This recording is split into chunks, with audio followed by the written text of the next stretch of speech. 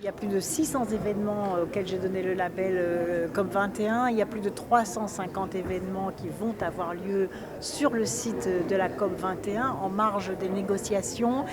Il va y avoir des engagements de chefs d'État sur des actions très concrètes qui vont permettre d'accélérer la mise en place de solutions pour limiter le réchauffement climatique. Ces actions opérationnelles, elles doivent vraiment avoir de la visibilité. Et puis, il y a tous ceux qui portent ces projets, les villes, les territoires, les citoyens, les associations, qui concrètement mettent en application les solutions de lutte contre le réchauffement climatique.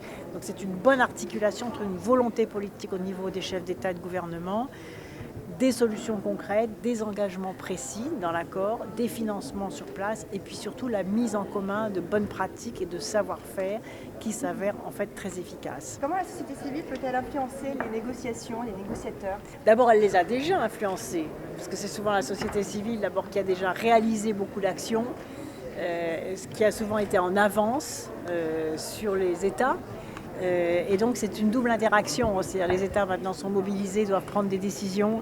Et la société civile, elle est là parce que souvent elle a lancé les alertes et aussi parce qu'elle apporte des solutions. La société civile, c'est non seulement les citoyens, les associations, mais aussi les entreprises, les territoires. Et donc on les voit s'engager, réaliser, créer. C'est quoi une COP21 réussie?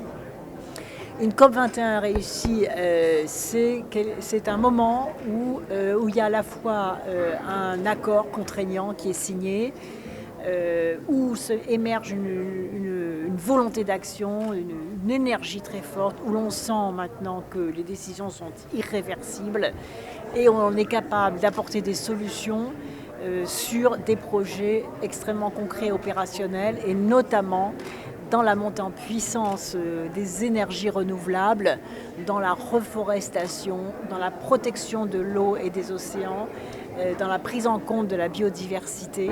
Et quand tous ces sujets-là font l'objet d'engagement des pays et de préoccupations, comme j'ai pu le constater en allant dans beaucoup de ces pays qui attendent des solutions. C'est le défi de ce siècle et c'est un défi d'espérance. Vous voyez, il y a le défi du terrorisme qu'il faut combattre, qu'il faut éradiquer, qui est un défi de désespérance. Le climat, c'est un défi d'espérance. C'est-à-dire qu'il faut à la fois réduire le réchauffement climatique, sinon il y a des catastrophes, mais derrière ce catastrophisme, il y a une formidable opportunité d'un mieux vivre, de développement économique, de création d'emplois, de lutte contre la pauvreté, de lutte contre l'émigration de la misère, de sécurisation à l'échelle planétaire des conditions de vie.